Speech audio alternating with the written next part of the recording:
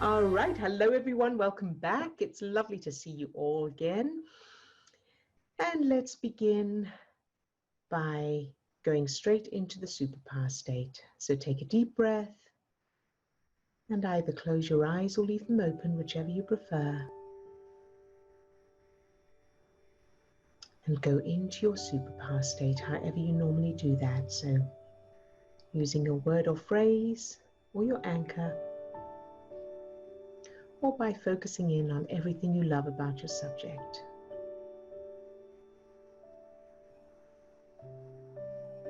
Very good. Start to feel that opening feeling in your chest, that expansion feeling in your heart. And allow that light or energy to shine out from you. Good job. And then allow that light or energy to spread down to your toes, up to the top of your head, and out to your fingertips. So you're now full of that light, that energy, that love.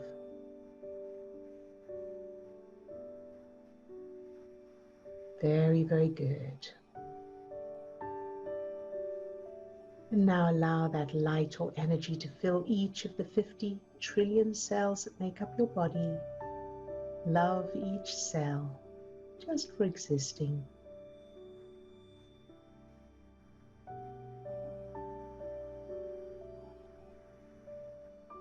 And allow that light or energy to fill yourself as a child. Imagine yourself as a child, any age. Allow that light or energy to fill that child. Loving that little you, just for existing and no matter what, exactly as they are.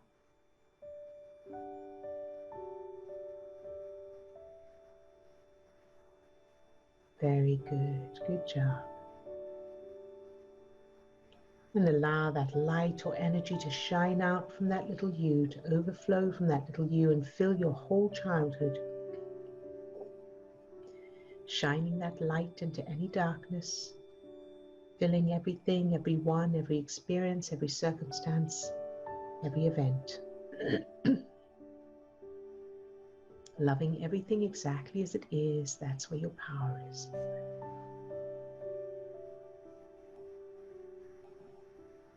Very, very good. And now allow that light or energy to fill everyone who's on the call today, all those who are on camera, all those who are off camera today, loving each one just for existing.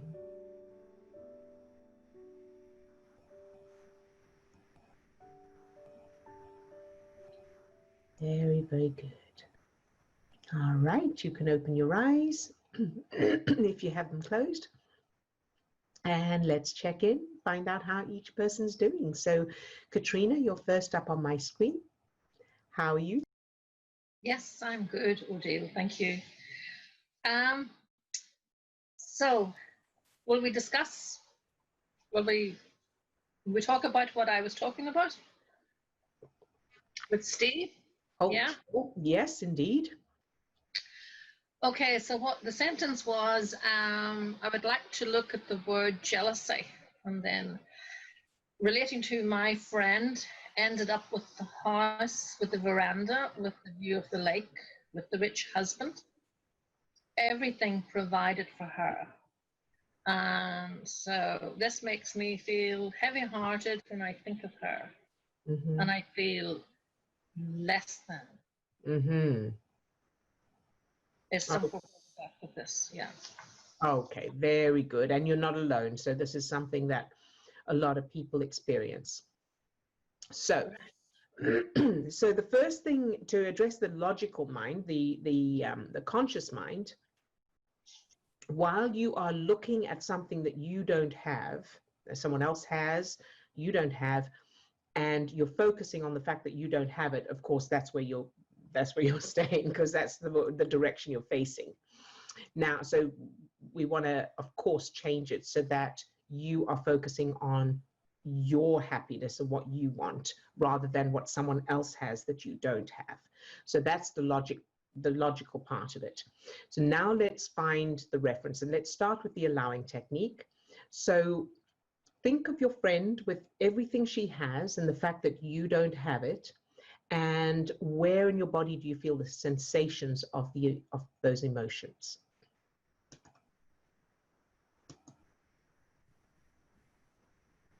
Just in the body, and it's disappointment. Disappointment. Sadness there. Okay, good job. And so now as you feel that disappointment, I want you to bring your focus in and home it onto the physical sensations. So if you need to, you can put your hand on your leg and notice the physical sensation of your hand, physical sensation on your leg, and then bring your focus to the physical sensation of the disappointment. So how does it feel in your body without judgment, without meaning? So it doesn't mean anything, it's just sensations. And so what's the physical sensations? You got that? It's like a churning. Good, very good. So that churning, I want you to now just allow that churning to be there. It doesn't mean anything. We don't need to make it stop. It's okay for it to be there. It's okay for that churning to just be there. Can you do that? Yeah, she's here, or she's churning. Good, good, good. So allow that churning. And as you just go, you know what? It's okay to feel this churning. Doesn't mean anything. I don't need to make it change. I don't need to make it stop. I can just allow it. What happens as you just allow it? It's like a fighting match. It's like a, Mm-hmm. I don't know. Okay, so whatever that is, that fighting match or whatever it is, allow that now. Just allow that to be there. It's okay. It doesn't matter. Can you do that? Mm. It's like, I don't know, she's like saying like you don't get it, and there's some kind of a thing going on, a conflict, as in, I don't know, I don't get this. There's something going on. Good. So whatever it is, just allow it. So just allow that you don't get it, and whatever that resistance is or whatever that fighting is, allow that to be there, because it's okay for that part of you to say that, to feel that, to express it. Allow that part of you to express itself. Can you do that? Yes. Good job, good job. So because we don't want to make that part of you stop, she's allowed to say what she thinks and what she feels. How does that feel when you allow that?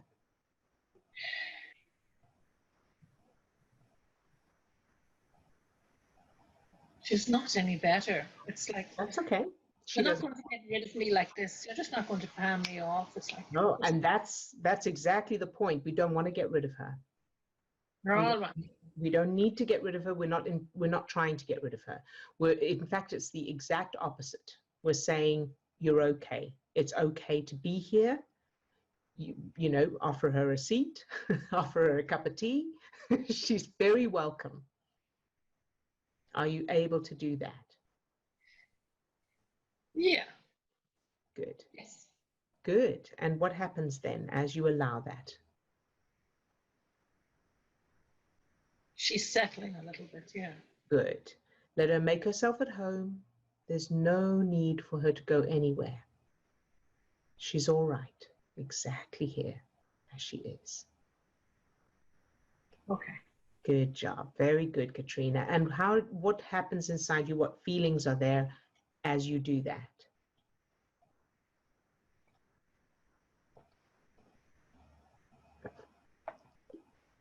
She's like smiling at me, as in like, what's your problem? Good. Very good. Very good. Good job. And now ask her what she needs, if anything. Does she need anything?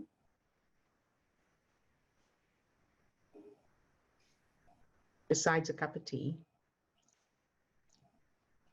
No, she seems to be happy, but this is Now, this is ridiculous. As in, okay, she's happy. Good. It's like she's happy, but I'm not. You know, type of. That's okay. Okay. Allow that feeling that you're not happy. It's like I hate pretending. Yep.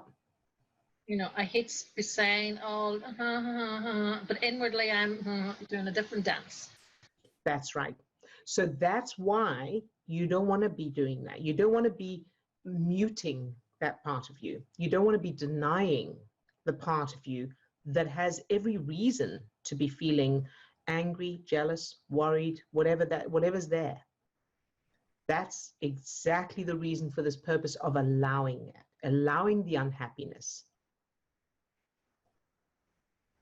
Does that make sense? Yeah. Good. Very good. And we will find the references and change those as well, but we first want to allow. Okay. All right. Good job. All right. So now let's look at the feeling of she has and I don't have, whatever that feeling is, that emotion, that disappointment, whatever it is, what comes up from your childhood, first thing that comes up that feels similar. Or even if it doesn't, just the first thing that comes into your mind. That she has everything and I don't. Mm-hmm. Whatever that disappointment is, whatever that feeling is.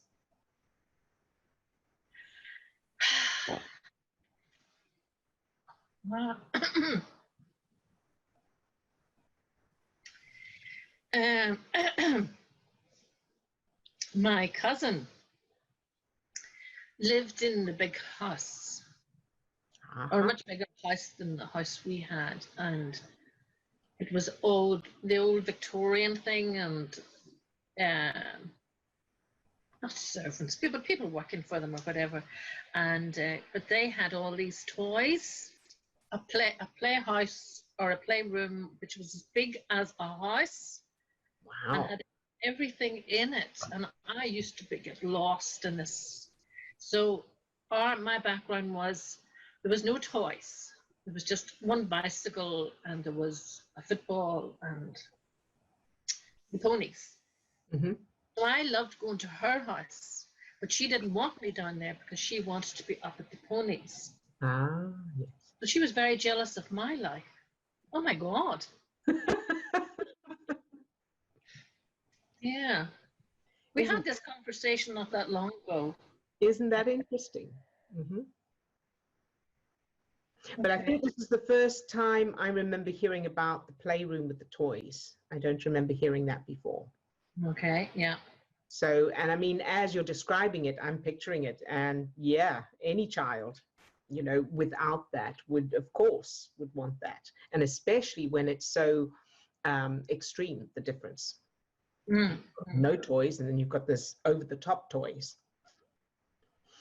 All right, so very, very good job. And so let's see how we can change this then. So the ideal situation, of course, is that you have everything. You have the big playroom with all the toys, and you have the ponies. And she lives in the small house, and she comes to visit, and you know, yes, she wants the ponies, but she also wants to play in the playroom, and you get to decide what we're going to do today. And she's just happy to be there because she doesn't have anything. Okay. How does that feel? I can't believe, is this the driver then behind this other friend? It sounds like it might be. It makes perfect sense. It makes absolutely perfect sense because those experiences as a child, and bearing in mind this was not a one-off experience, you lived like this. And the fact that she had all of that and she didn't want to be there, she wanted to be with your ponies, and you were desperate to have what she had. So living like that, your brain would have formed that as a normal, that's a structure of who I am and how the world works. This is my identity. I don't have, she has. So then when you come as an adult, you've your subconscious has helped you to recreate that same similar situation where you get to feel the same way. And so you're looking at somebody who it's the same kind of situation. She has and I don't have. Does that make sense? Yeah, wow. Good. So what you want to do, of course, so you want to change those memories, and you may need if you need a due justice, that's fine. You can do a due justice, but otherwise, if you're able to just change it, you can just change that. Now, here's something I wanted to share with everybody. This thing of practicing new memories. I'm going to share with you a little bit, and perhaps we can put the, Steve, we can put the link to, I'll send you the link to the YouTube video, the TED talk. So there's a TEDx talk by Julia, can't remember her surname, we will put it in the description. She is a criminal psychologist, and she has been working with neuroscientists and so on and what she does, one of the biggest areas of research she does is planting false memories.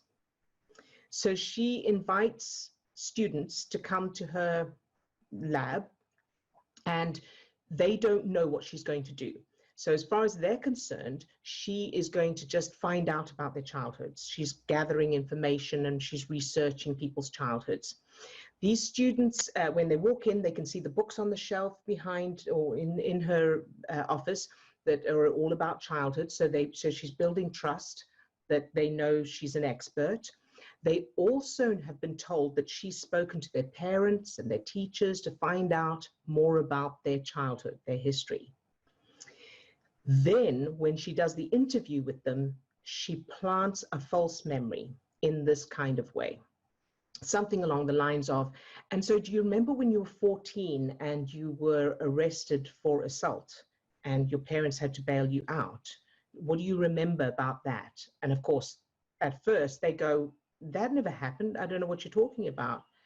And she continues to insist that this is what happened. Now, 70% of the people she does this with later recall it as a real event and give her more details. So they explain why they did it, how they did it, how it felt. They go into the things they remember seeing, feeling, hearing, taste, smell, everything. They put a lot more detail into it. And this is a false memory. This never happened. So this is how the brain works. Now, what she does is she talks about playing the new memory, practicing or playing the new memory 3 times a week, 3 times a day for 3 weeks. And that's how she talks about the memory becomes established. So I just watched that video yesterday. And so for anyone who's wanting some kind of guidance on how long it takes to establish a new memory, you could use that if you want to, 3 times a day for 3 weeks. And perhaps you can write it, tick it off each time you do it if you want to keep track, or do it every time you brush your teeth or something like that, so that you're tying it in with something you're already doing. But of course, the more you do it, the better. So I wanted to also give you that information to really give you confidence in this process of creating new memories. So the way she's describing it, she's talking about false memories that, affect eyewitness accounts and that kind of thing. So she's talking about it within the the court system. But the same applies for when we give ourselves those false memories, but we're doing it with awareness. All right, so the brain can't tell the difference. So that's coming from research from science. So it gives you an idea. So Katrina, coming back to you, change that memory, do whatever it takes to be able to change it so that you are the one with so you've probably got great references already for the place, for the playroom and the toys and everything, because that was a real thing. Just transplant yourself into that house and add the ponies. Okay. Right? And then practice it to establish those new neural networks so that that becomes, and when we practice these memories, like Julia was talking about, make sure that you've got the feeling of it, because it's the feeling that that makes it an important memory to your brain. So we want to make sure that we've got strong feelings for these memories, whatever it takes to get that. So in the same way, negative emotions, the stress chemicals, make a memory important to the brain so that it consolidates it in a different way to everyday life. In the same way, very positive memories, so with lots of good feelings, so you may remember your first kiss, or a wonderful time you had with your family, or when you won something. Those kind of memories, the feel-good chemicals, you need a lot more of them, stronger, because they're not as strong as the stress chemicals, but they have the same effect. That tells the brain, this is an important memory I must keep. Does that make sense? Yeah. Very good. And once you've done that, once you've established that new memory, or do a few of them, create scenes, several scenes where she's coming over to your house. Can we play in the playroom? And you're like, well, yeah, okay, for a bit, and then we're going on the ponies. Or she goes, can we go to the ponies? And you go, well, I think let's play in the playroom first, and then we'll see if there's time to do the ponies, or whatever feels good to that little you, that puts you in control, and you're the one with everything. And having that other person wishing they had what you had, or saying, oh, you're so lucky, I wish I had this, makes it more real to your brain. Okay? And then moving forward, your brain is going to have that as proof that you are the one who always ends up with things that other people are jealous of. And so it will be producing those chemicals instead of the chemicals that feel disappointment, I don't have. Does that all make sense? Yeah. So when that's all done, you think then, when I think of this other girl, it's just a fact. She has the house, she has the lake, and that's yes. And the fact that she has it doesn't mean you can't have it. Mm-hmm. Right? There are more than one house. Yes. Like that. And there are more than there are more than one place on the lake, and there are more lakes. There's plenty for everyone. So the fact that someone else has something doesn't mean that you can't have it. But as long as you're focusing on the fact that they have it and you don't have it, your brain believes that you can't have it because they've got it. But that's not true. That's false. Because she can have a house on the lake and you can have a house on the lake. The only thing that was what I didn't like about it was, when I thought about it, I felt less than, but now I won't after all. Okay. Exactly, because the reason you felt less than is because your subconscious has proof from those childhood memories of, she has this big house, this big playroom with all the toys, and you don't. And on top of that, she's in charge of whether you go there or she comes to you for the ponies. So you're less than because you don't even get to decide. You don't even get to decide, no, we are going to play in the playroom today. Okay. We won't do the ponies when I say we do the ponies. So you could do a stepping stone there if you want to. You could do a stepping stone, see how it feels, where you decide when you play in the playroom, when she comes to you for the ponies, you're in charge. And perhaps she says, oh, can we rather go to the ponies today? And you go, well, no, I feel like playing in the playroom today. We'll go to the ponies tomorrow. You can come to me tomorrow. Today we play in your playroom. So you could do that as a stepping stone. And then the final memory is you have everything. Okay. How does that sound? Absolutely wonderful, Odille. But I'm really, everybody else is here. I want to say thanks a million, but there's other people. It's okay. And everyone who's here and everyone who's going to be watching the recording is getting so much more from what we're talking about than we will ever know. All right. Because this is not the details may be different, but this is not a rare experience. And it'll be in different forms. So that person's rich and I'm not. that person has a wonderful relationship and I don't. That's a very human condition. And so this is helping others as well. All right. Yep. Thank you, Katrina. Thank you for sharing this. This is so powerful. Good job, you. All right. And Lisa, you're next up on my list, on my screen. How are you today? Fine. How are you? Very good. Thank you.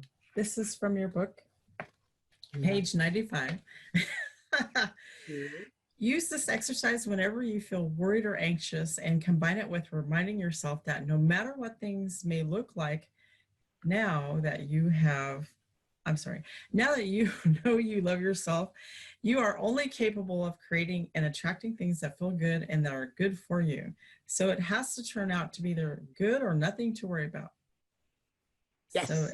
So then down a little lower, it says, it's sunny, look how much I love myself. The birds are tweeting, look how much I love myself. When I'm driving, look how much I love myself. Beautiful flowers and blossoms, look how much I love myself. So I have a computer, look how much I love myself. So everything you see, you remind yourself to love yourself. That's, well, not just remind yourself to love yourself, you remind yourself that you already do.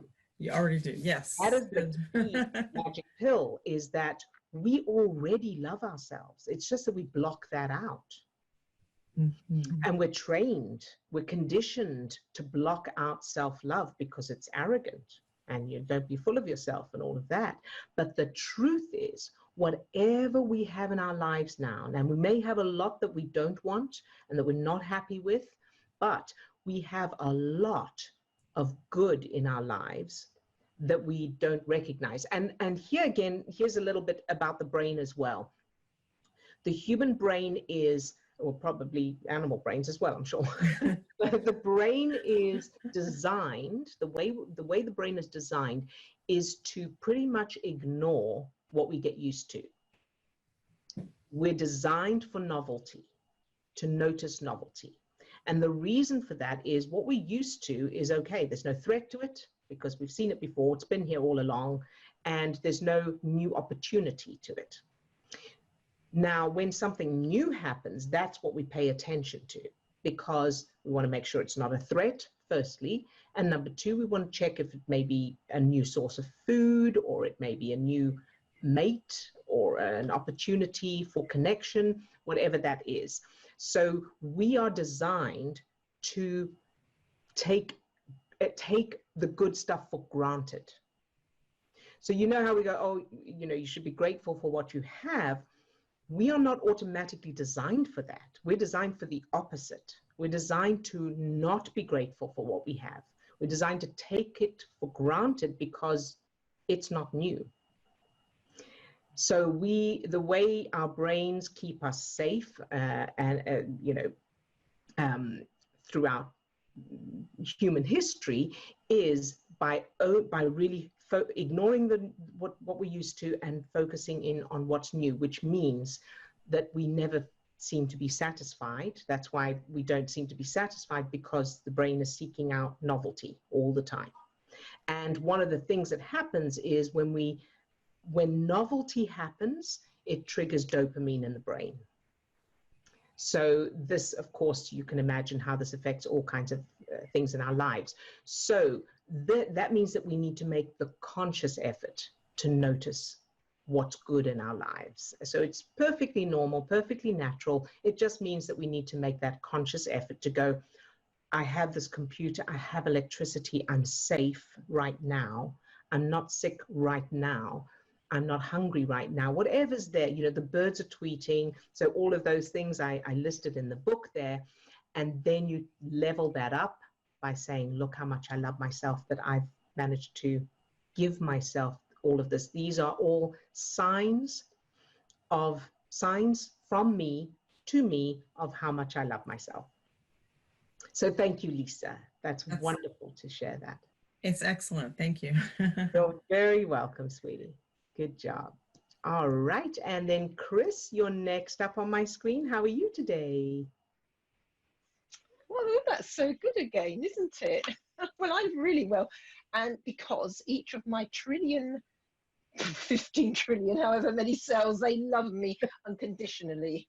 So yeah, that's my little mantra for today. Fantastic. And it's true. Yeah, Very well, good I'll job. go with it. Yeah, it'll work for me. And I love what you just said about reminding ourselves that we already love ourselves. And that is such a brilliant, brilliant way in, isn't it? Yes. Just we don't need to love ourselves, because we Yeah. all do. We just need to start noticing it. That's all. Catch myself, That's loving much myself. easier. Yeah, Yeah. lovely. Good Thank job, Chris. Thank you for sharing, sweetie. All right, Swasti. Hi, Swasti. How are you today? I'm good, thank you. I had a question about like challenges and like trusting your gut instinct, because like with this exam that I'm taking on Monday, basically there's another exam which different universities take. So like Imperial, UCL, Oxford take those exams, like a different one for medicine admissions. So I did do that exam last year, but I didn't do well because I didn't really properly study for it, because there was a lot going on at the same time. And then I've just been noticing like around brochures and things to take the exam. My teachers are like, "Oh, do you want to sign up for this exam?" I don't know what to do because I don't seem to take challenges too well. And my gut instinct is saying, like, if this exam on Monday doesn't go well, maybe this is a sign that you should be taking that one and applying to like UCL or Imperial or something. But I don't know.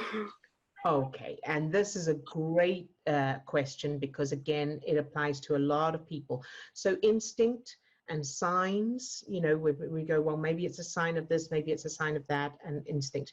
So whether you can trust your instinct and whether these are actually signs that mean I should be doing this or I shouldn't be doing that is going to depend on, one, the emotional state you're in, and number tomorrow's PE. Okay, go down that. So the emotional, which is the chemical state you're in, and number two, the references you have. So if you check your childhood and you've changed those references to where they're in alignment with what you want now, and you are feeling good most of the time, then you can absolutely trust your instinct, because then it's like trusting the GPS. When you know that you've double checked, that you've put the right coordinates into that GPS, the right destination into that GPS of where you want to go, then you can follow. Then when it says turn right here, you can turn right because you know that it's leading you to that destination. And if you're not sure, so there may be come time you think, I'm sure this is the wrong way. I don't think this is the way to wherever. Then you can check it. Then you look into the GPS and you go, let me just double check that I haven't chosen the wrong destination somehow. Right? So what you want to do is check, number one, your destination. Do you have that feeling of once you get what you want, whatever that may be, without the details? So just that feeling of, yes, I did it, without needing to know what it is. Just that feeling, because then you know whatever happens, whether it's what you expect or what you don't expect, or it's something that you can't even think of from where you are now, whatever it is, you will have this feeling of, yes, I did it. I'm so excited, or yay, or whatever that feeling is. Does that make sense? Yeah. And the less you have details in, the better, because it opens up all the possibilities, because there's more than one way to get what you want. Okay, so does it also depend on like how you're feeling about taking this action? Sure. So when so let's use your example. So you've got that touchstone, so you know that it's going to feel wonderful. Whatever happens, it's going to feel amazing. This is how it's going to feel. It's going to feel like, yes, yay, oh, I'm so glad, I'm so happy, whatever that is. Okay, so you've got that, and you use that touchstone regularly, so you keep referring to it. Remember that you're establishing that new neural network in your brain for that touchstone, for that feeling, that experience. Then you check your GPS. So what's the GPS coordinates? Do I have that in my childhood? Do I have that feeling in my childhood? And it doesn't matter what the details are. Just, do I have references in my childhood for, yes, I did it? And everybody's raving, go, congratulations, well done, we're so proud of you. You are amazing. Whatever that is. So, and if you have, that's great, practice them. If you don't have them yet, put them in there, create them, and practice them, of course. And then you can move on to, so now when I think about taking this action, how do I feel? Okay. And if you're not sure, like, well, maybe not, I'm not sure, then do the wearing of the decision technique. So where you decide, okay, I'm going to do this, but without taking any action. You just tell yourself, I'm making this choice, and wear that decision like you would wear a coat for a period of time. So depending on when you have to make that final decision, you can wear it for just a few hours or 1 hour or a day, however long it feel, depending on how long you have. And during that time, you'll notice, pay attention to how you're feeling. Then after that period of time, make the other choice. Decide, okay, I'm going to make this choice instead, and pretend that you've made that decision, but again, without taking any action, and notice how you feel. And by the end of that period of time, you will most likely know which one you want to do and which one would be the best one. How does that sound? Yeah, I think, so I guess when I think of that exam, it's just like, you couldn't even handle, it feels like I can't handle this one.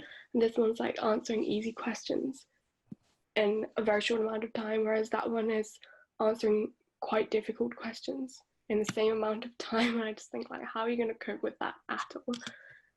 Oh, yeah. All right. So then you want to definitely address that, because even if you don't do the other one, you don't want to be feeling that. You don't want to have that reference for how you're going to do that. That's because that reference is going to be affecting a lot of other stuff in your life. This is not just about this exam. Yeah. Okay. And question for you, is there any reason you can't do both exams? Yeah, you can do both exams. Well, like most people just do the one that I have on Monday, because most universities require that one, but some of like the elite ones, even though they're all kind of equal, like the London ones and Oxbridge require the other one. So what would be the reason for doing the more difficult one? But you can apply to different universities with it. So you can apply to like the London, UCL, Imperial, Oxbridge. All right. So how would it feel to just do both? So if I did both, I'd have to another issue is like I don't get the results of the other one. So my application goes off on October the 13th. And then I have the other one on November the 4th, and then I get the result on 21st of November. So like if it goes badly, you wasted a choice. And that's where I went wrong last time, where you should not waste a single choice. You only have 4 choices, so you can't really take any risks. You have to be sure that you're going to make it to this university. If you put that down, I don't want to take that risk and be left out again. So if you did both, what would happen? How would you waste a choice? So with the one I have on Monday, like the IQs that I like to talk about, so I would pick 3 universities that take that one, depending on my score, because I have that score before the application goes off, before I choose my 3 universities. And then with the other one, I will choose a university. Let's say I chose Imperial. I will put that down. That's gone off. And then I do the exam, and then they get the results. So if the results are bad or it's below that cutoff, then you automatically get rejected pre-interview. From all of them? No, from just one of them. Okay. So, but you would still have the other. Yeah. So that's kind of your safety net. Yeah. Yeah. Right. So you don't actually lose anything, right? Unless that's misunderstood. Well, you kind of wasted a choice, and you should use your 4 choices wisely, because everybody else has 5 choices for any other course.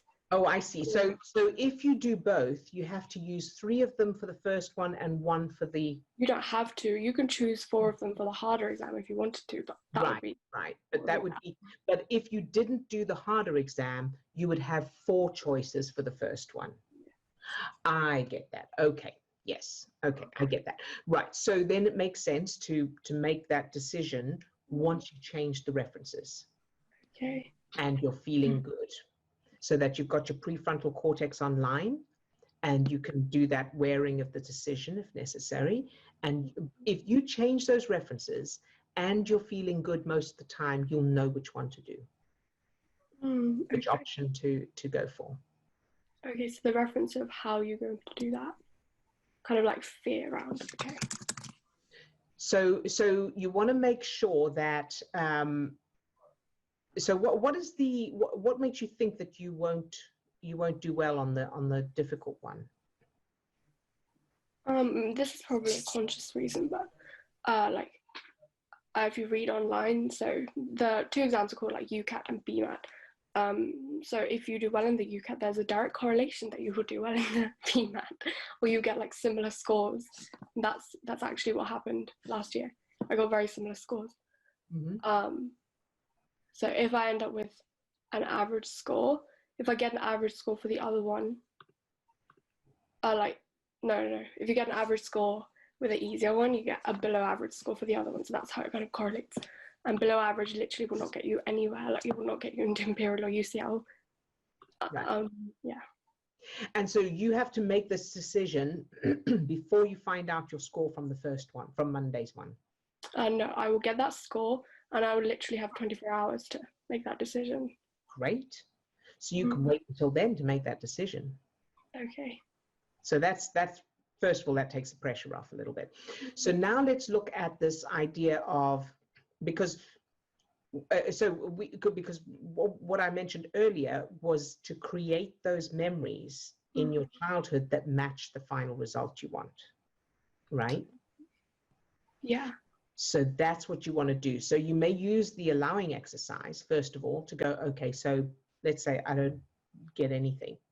I don't get into any of the universities, or I waste a choice because, whatever the worst case scenario is, and then allow that feeling. Allow it to be there. It's okay. It doesn't mean anything. No judgment.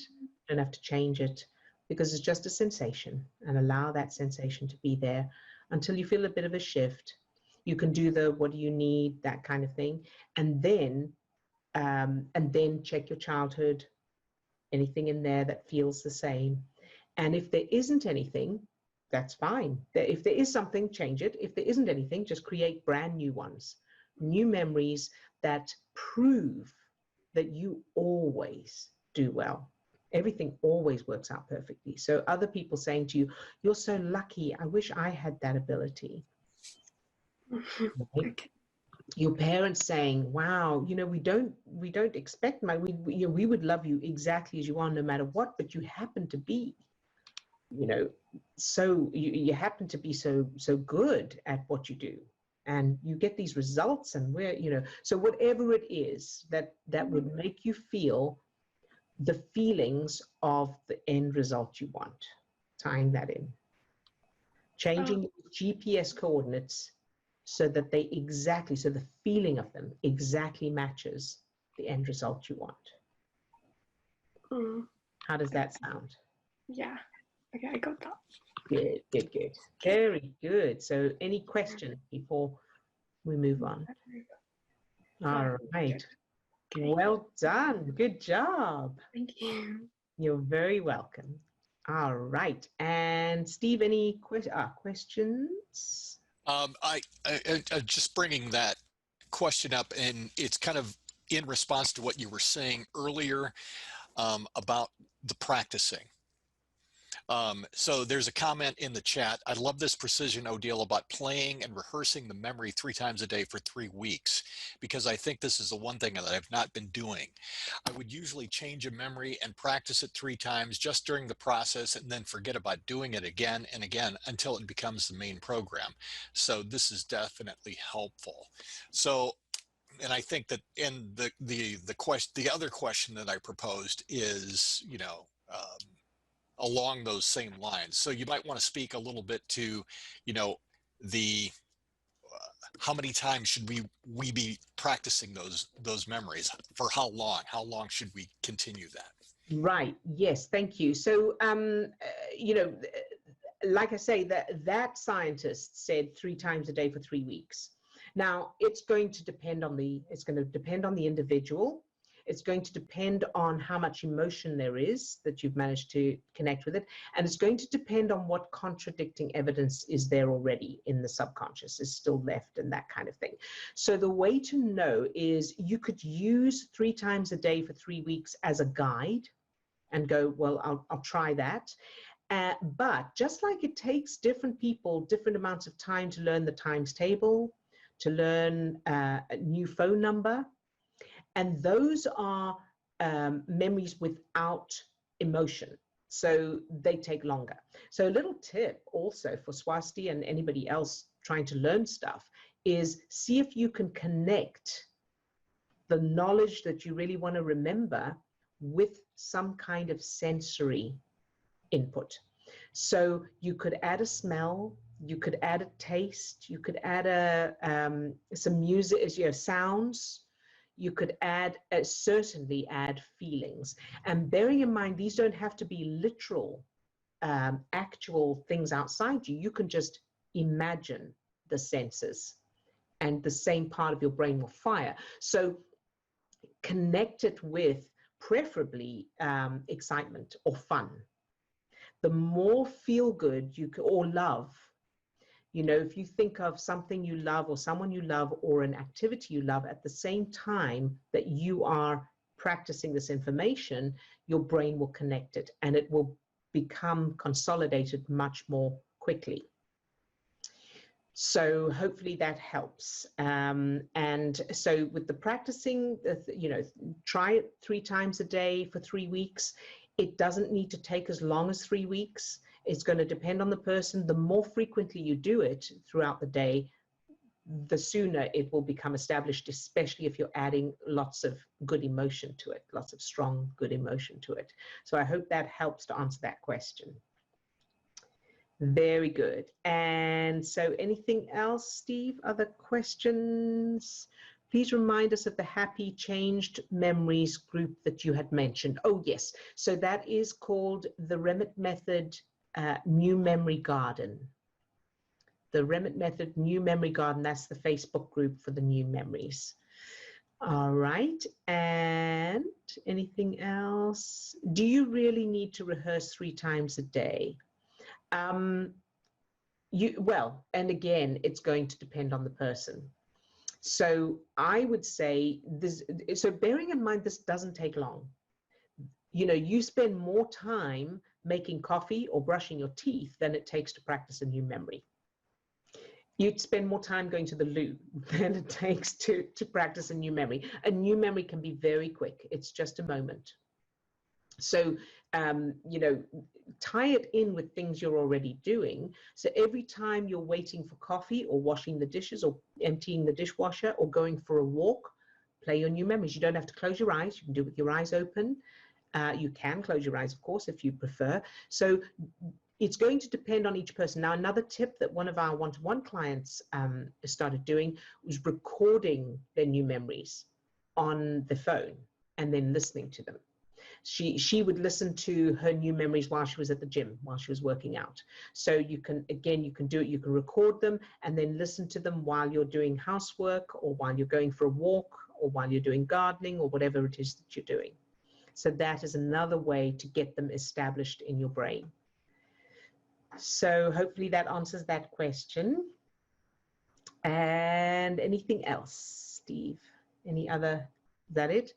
All right, very good. So let's do some targeting. So take a deep breath and either close your eyes or leave them open, whichever you prefer, and go into your superpower state, however you normally do that.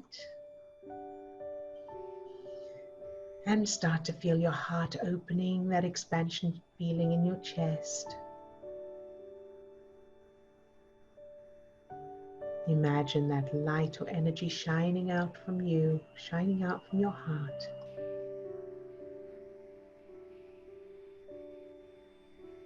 Now imagine that light or energy spreading down to your toes, up to the top of your head and out to your fingertips. So you're now full of that light, that energy, that love.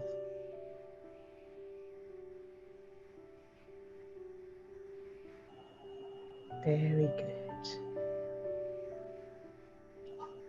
Now allow that light or energy to fill each of the 50 trillion cells that make up your body. Love each cell just for existing.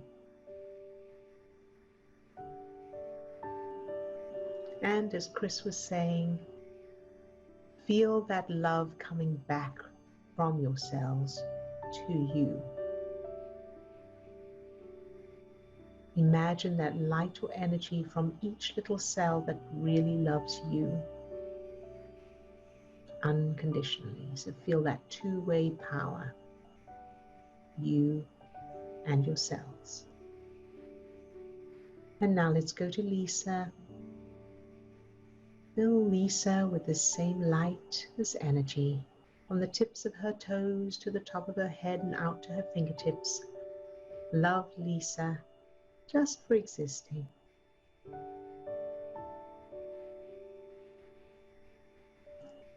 Very good. And Lisa has added Steve and I as a target today, so that's very sweet of you. Thank you, Lisa. Allow that light or energy to overflow and fill Steve and me and the experiences we're having with the properties. And then the financial abundance and happiness for everyone from Lisa. So allow that light, that energy to fill everyone's happiness and abundance, whether they have it or not, whether they have what they want or not, whatever's going on, shining this light into any darkness, no matter what.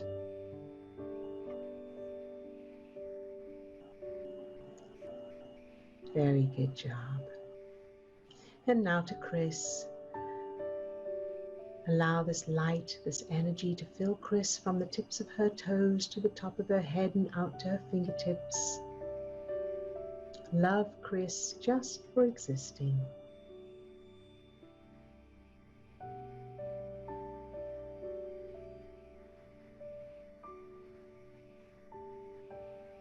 Good job.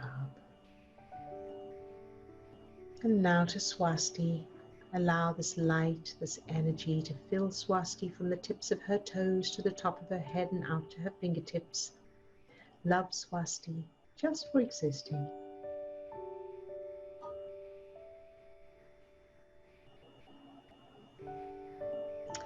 And allow that light, that energy to overflow from Swasti for her target, which is the health of everyone in the world, especially in the upcoming flu season. So shining that light into all of everyone's health in the world, whether it changes or not, whether they're healthy or not, whether the flu season brings whatever it brings, shining this light into any darkness, loving everything and everyone exactly as they are without needing them to change. That's the power of shining that light into darkness.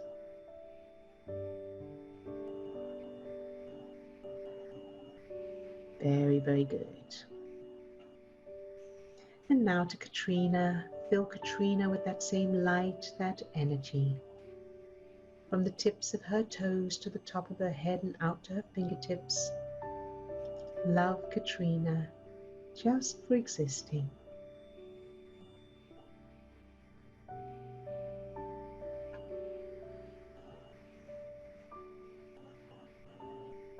Very, very good. And now to all those who are off camera today and all those watching the recording. Fill each one with this same light, this energy, this love, loving each one exactly as they are, no matter what.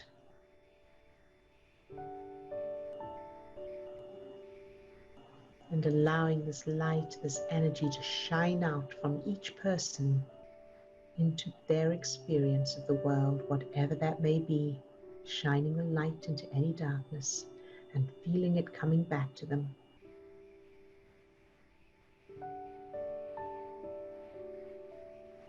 Good job. And now think of yourself later today, whatever you'll be doing, whatever you'll be feeling or experiencing, fill that version of you with this same light, this energy, this love, loving you exactly as you are and no matter what happens. And feel the power of that. And surge. Very good. And surge again. Good job. Very good. You can open your eyes. And thank you, Katrina, for that very sweet message of thanks. You're very, very welcome, and it's lovely to hear. Thank you. And everyone, so yes, look after yourselves, of course, keep practicing. And we'll put the link to that, for those who are interested, to that TED Talk in the description, the TED Talk on false memories. So that for those who are interested, you can watch that. And have a wonderful rest of your day, and we will see you tomorrow, same time, same place. And yes, bye-bye. Lots of love, everybody.